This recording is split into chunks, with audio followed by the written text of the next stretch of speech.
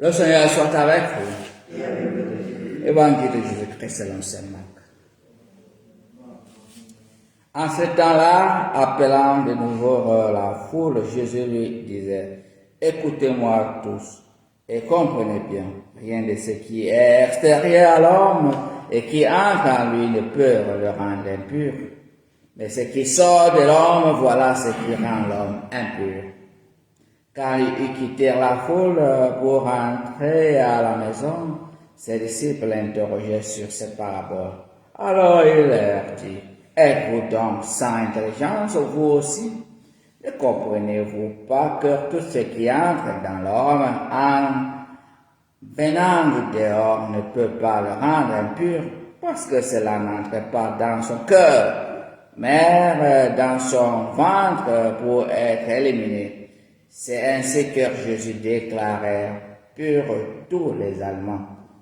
Il leur dit encore, ce qui sort de l'homme, c'est cela qui le rend impur, car c'est du dedans du cœur de l'homme que sortent les pensées perverses, inconduites, vol, meurtre, adultère, cupidité, méchanceté, fraude, débauche, envie, diffamation, orgueil et demeure.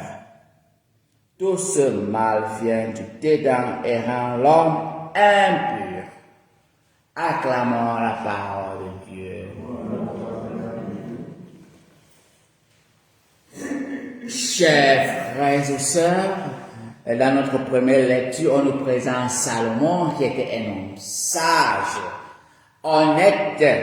Et c'est pour cela que moi j'aime la prière d'aujourd'hui, que le Seigneur demeure dans le cœur.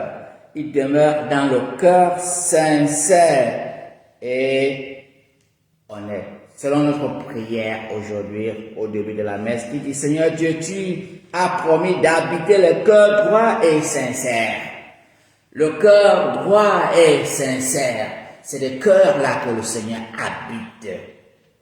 Parfois, nous pouvons penser que Dieu habite dans nos cœurs, alors où on a des pensées mauvaises, alors où notre cœur est plein de préjugés, alors où notre cœur est plein de doutes, alors où notre cœur condamne beaucoup de personnes et on pense que le Seigneur nous parle, alors où c'est notre tête qui parle, parce que le Seigneur n'habite pas un cœur qui n'est pas droit et sincère.